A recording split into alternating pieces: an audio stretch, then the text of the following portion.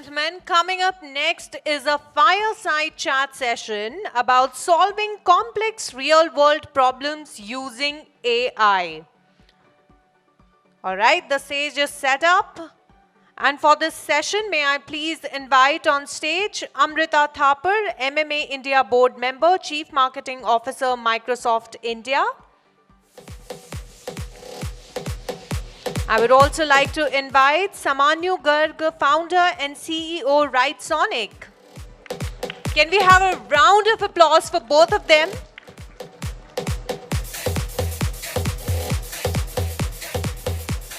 Please have a seat.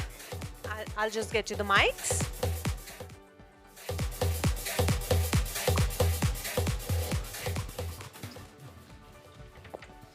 Let's begin. Thank you. Good afternoon or good evening, everyone. I think it's that time of the day when people have started kind of streaming out for some chai and samosas. So I actually asked, Bing Chat, how do I ask people to come in from a tea break at a conference? So they said, promise them something like a giveaway. So I'm going to ask you, are you going to give away some Writesonic subscriptions to some of the people who have streamed out? For sure, yeah. Okay, so that's an announcement. If you're in the lobby having some chai and samosas, pick it up and come back in because you don't want to miss this session that I'll be doing right now that I'm getting started with. My name is Amrita, and just a little bit of a backstory. We wanted to definitely have a session on generative AI and ChatGPT, and we've been discussing this for the last couple of months since we started talking about MMA Impact. And I was a little, went back and forth saying, you have to talk about it in the context that makes sense.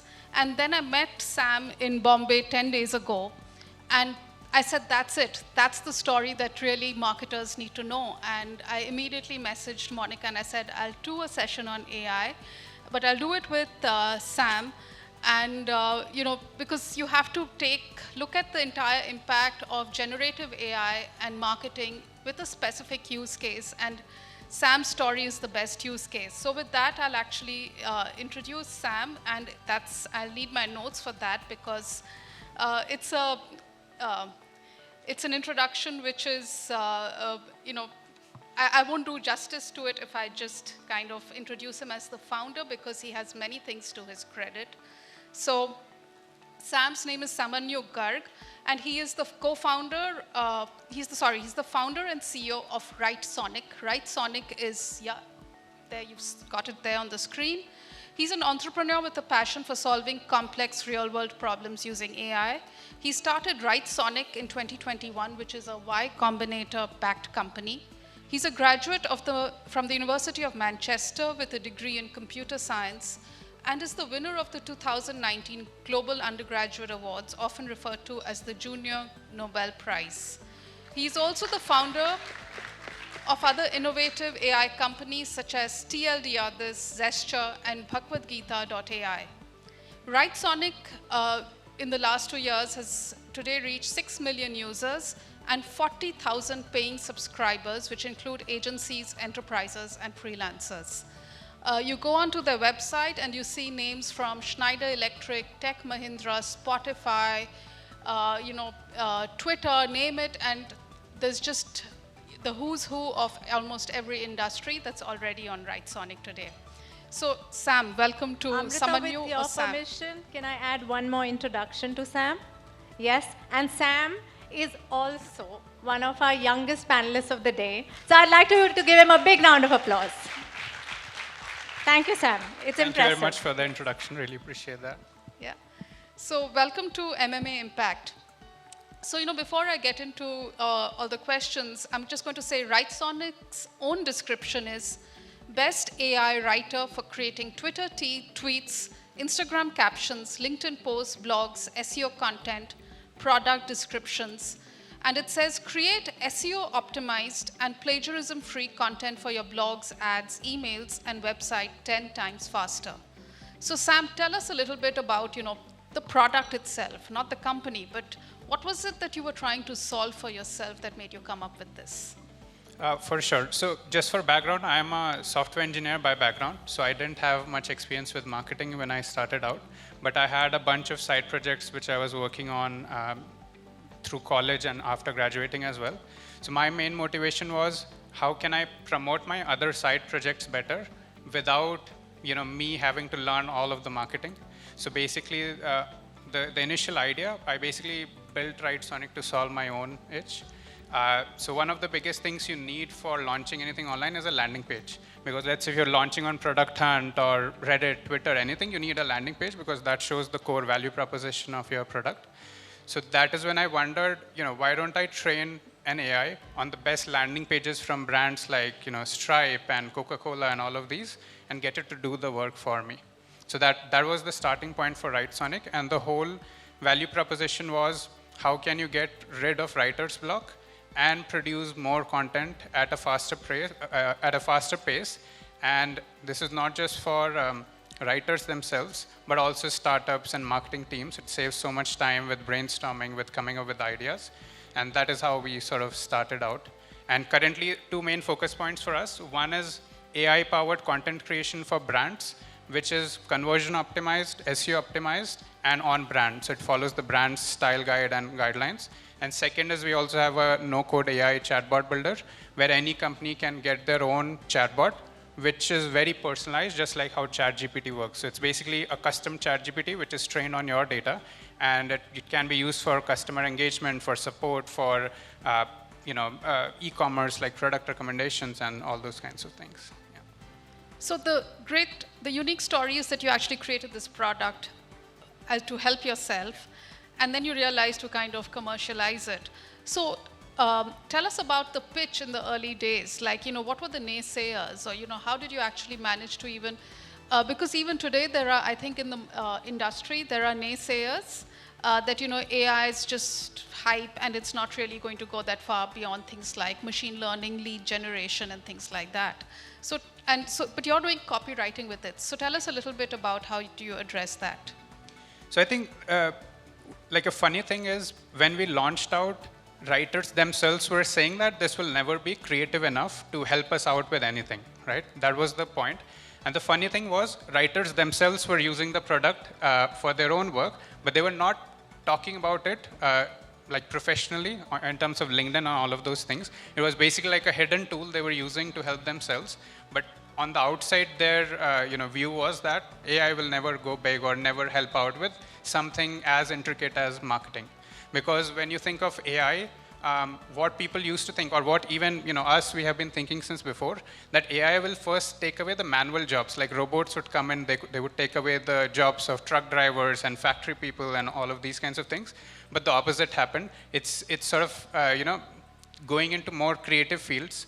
And of course, it's not taking the job away, it's acting as a co-pilot or as an assistant there, which is where, let's say, the first draft, which is about 80% there, is done by the AI. And that remaining 20% is where the human comes in, adds their own unique touch, their own unique kind of style to it. And that is when it kind of really resonates with their own target audience there. So how did this, what was the kind of inflection point where people, you think, understand that? And we've been talking about it a lot, that AI is really a co-pilot because it helps you, it augments your intelligence. So tell us, what was the inflection point that you see with users per se? I think for us, it was much before ChatGPT actually. So this was back in like end of 2021 or 2022. That is when, in fact, we started seeing a lot of marketers, lots of copywriters, content writers, startup founders coming in, using the tool. They saw the value. We have case studies where companies saved like, thousands of hours. And like let's say if you were to write a blog manually, if it takes you 8 to 10 hours, that same thing can be written along with the help of AI within 1 or 1.5 hours. So there's so much time and also money that you're saving. And for example, one simple example, if you are a freelancer, if you were working with 2 clients in a month, now you can work with 10 clients in a month because your content production volume has increased. and your workload has reduced there. So that means you can take on more clients. The clients themselves are getting better quality content and at a much faster pace. So it's kind of like a win-win for both the customer as well as that, the writer or the freelancer there as well. So you mentioned that you've actually, you started on this before ChatGPT took the world by storm. How has the interest changed, or what has been the upside of the entire ChatGPT movement? So when ChatGPT came out, we actually launched our own version, which is called Writesonic. So if you search online, it is known as the best alternative of ChatGPT. And our focus there has been when ChatGPT came out, within 1 week when we were testing it out, first of all, the conversational UX that ChatGPT provides, that is very good because every user knows how to use something like WhatsApp or Facebook Messenger and these kinds of things.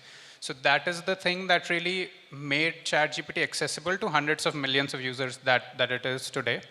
For us, we saw some certain limitations there. One was that it had a knowledge cutoff until 2021. So it didn't, it couldn't generate anything after that point onwards. Second thing, one of the very biggest problems with ChatGPT is hallucination. So if you ask it something, for example, if you ask who won the FIFA World Cup 2022, it would give you a wrong answer. It would make up some random answer there. And then a couple of other things we saw were that ChatGPT, the content that it produces, it's quite generic. Like everyone is producing its similar content. There's no unique kind of tone to it or style to it. So that is what we focused on in terms of Writesonic, where brands could upload their own data. It was connected to the internet. We also use kind of Bing in the background to fetch the latest information and produce content which is factual, which is on brand, and which kind of it follows the industry or the target market that you're trying to cater for instead of being generic, essentially. So I think I love the fact that actually Writesonic allows brands to also upload their own brand voice and brand guidelines so that you don't end up creating content which all sounds the same across different publishers. But I'm sure there's still the elephant in the room when you're doing large enterprise deals, especially, which is how will my content be different, or how will the content that get generated stand out? And while the brand guidelines and brand voice is unique, what are the other, selling points or, the wow factor that you think people need to be aware of? So I think one of the main things that we have seen is companies want to use their own data to come up with any new content. So for example, let's say if you think of we work with one of the big 4 consulting companies, for example. So they have a ton of data that they've accumulated over the last few years. They have their white papers, reports, all of those things. Now, instead of producing content which provides some generic information, they want to be able to get the relevant information from their own documents, from their own data, and then use that to create new content there. So that is sort of one thing where the content is kind of very, very unique to that brand. It is trained on their own data. That is one thing. Second thing is also the collaboration kind of aspect that we provide there, where different team members can come together, collaborate on that. And we have sort of replicated the entire workflows that a writer or like an editing team takes. So we have replicated that using AI. So we can even speed up those workflows and make those more productive. And I think apart from that, it's mainly a mix of those, again, like brand kind of voice kind of thing. That is the biggest factor for brands right now, where everyone loves ChatGPT. Everyone wants to use it in their own company, but it's not useful for a production or like a proper marketing use case yet. So those are the 2-3 things we are solving for there. Yeah. So what would you say is next for Writesonic? If you think about your product and your platform and the evolution of this, what's the next milestone? For us, I think a couple of aspects there. So for us, the focus so far has been sort of B2C, SMBs, these kinds of target audience. We have also worked with enterprises, of course, but not to the full B2B extent yet. So that is one thing where we are talking to more and more brands. Of course, after ChatGPT, there's much more interest in the market there.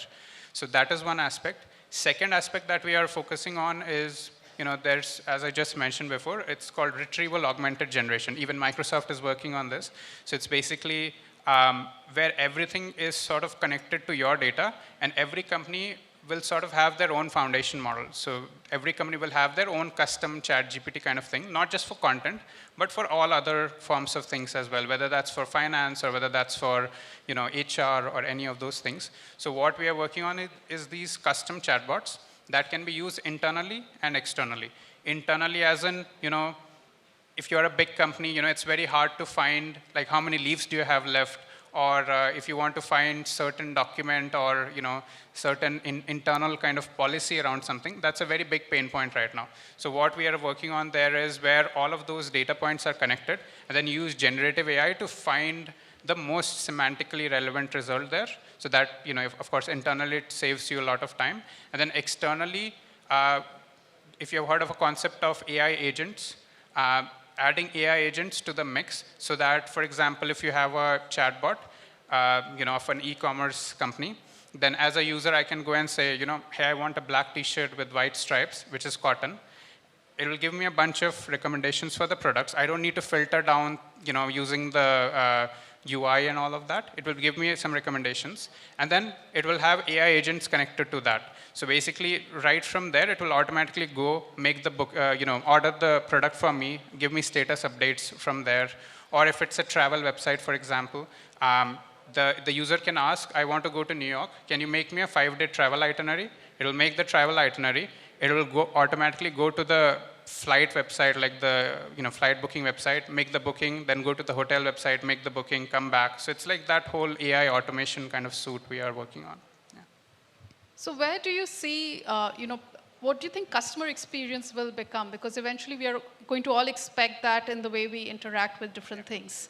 So what do you think is the future of customer experience? Hyper-personalization, is that the... I think, yeah, hyper-personalization, I would say, for the next maybe 2 years, that would be the biggest thing, where you want any content, any kind of interaction you're having with your consumer, end-to-end, that needs to be hyper, personalized based on their data points, like based on, what they're searching for or those kinds of aspects. And second is also kind of going to like multiple different interfaces. So not just limited to an app or maybe like a website, but like a multi kind of interface approach where I think chat is probably the biggest one, where every kind of platform would be connected to that same chat interface, and everything would be happening through that chat interface itself, because that's like the most kind of interesting user experience that we have seen, I think, so far. Yeah. Okay. I think I'm almost done. Just one last question, because it always gets asked. If I don't, somebody in the audience will. What are the safeguards or guardrails that we should keep in mind, and this entire concept of responsible AI? How do you apply it in your own product and for your customers? So I think that's a very interesting aspect for sure. It's an ongoing research problem as well. So how we have done it is, of course, to reduce toxicity, we have certain toxicity filters that act on one level of the AI. Apart from that, any models that we are training that is trained on sort of inclusive data. So what I mean by that is all the different aspects, like different languages, different countries, different kind of kinds of personas. So all of those different forms of customers we train the data on, so that any kind of content it is generating, it's being inclusive. Of course, it's an ongoing kind of thing. There's no like one-size-fits-all kind of solution there, so it's an ongoing thing. But that is one thing. Apart from that, any content that is being generated goes through multiple rounds of checks to ensure that whatever conditions we have set, like the guardrails you mentioned, those are being met. So for example, if I've asked it to write a blog post of 1,000 words, it sticks to those 1,000 words. It sticks to the target audience that I've mentioned there, and it sticks to the data of that specific brand there. So all of these different aspects is what we are working on to sort of make sure that it's responsible. But of course, it's a hard engineering problem. So maybe in the next few months or years going forward, it would be 100% accurate. But right now, I would say it's about a decent accuracy, I would say, yeah. Thank you so much, Sam. I'm going to open it up if there are any questions from the audience. Yeah, if somebody can just get a mic. Could you introduce yourself as well? Hello. Yeah. So this is Devesh. I'm from HT Digital team. We work on the customer data platform and AI initiatives as well. So I think you worked on AI initiatives very, very closely. And some of the real challenges that we are facing are there are plethora of options available. You have, just for example, if you want to talk about image recognition, so you have Vision API, IBM Watson, then you also have Microsoft tools available. Right? So there are so many options available. If you deep dive into any one of them, it takes considerable amount of time. So out of those so many options, how do you decide which one will work for your use case? I mean, without investing significant time, and obviously AI is a black box. In the back end, you don't know, today it might work, tomorrow it might not work. Right? The solutions are being trained in the back end automatically. So how do you then decide which options to work? So are you asking from a consumer standpoint or from Yeah, I'm from an industry standpoint, because there's so many use cases. Everybody is like gung-ho about AI. Everybody wants to go look at more use cases. And we're also experimenting with them. So I think if your question is about generically about ChatGPT, that's a harder one. I think I'm going to do a plug. Sam will probably say that's why you need a specific subscription and create your profile on something like Writesonic, because it then is more specific to your questions, your persona, your brand. I think I would agree to that. So I think it really depends on the use case. So if you have something like image generation, we also do image generation, but that's not our main thing. Like, we don't spend too much time on image generation that we perfect it to the level that Adobe Firefly, for example, has done that. So it really comes down to the use case there. Second thing, I think, going forward would be, sort of very specific fine-tuned models would be needed for different industries and even different companies, where instead of using something which is sort of generalized and has been generally trained, you would have a more specifically trained thing. So for example, whichever industry you are in, and then even your company, if you have your own data, so like a model that is trained on that specific data would perform the best as compared to some generic kind of model there. Yeah. Right. And there we are free to choose Google, Microsoft, and all the other options. So there it's more like a hit and try. Right? I think for us, we work with, it's like a combination of all of the models that we sort of work with. That is what makes it really holistic. So it kind of depends on the use case, I would say. Thank you. Sure. I think now Thanks. It's a conversation, not a question. So any other question, anyone? Otherwise, we can wrap up. Thank you so much. Thank you, Sam. A pleasure again. Thank you very much.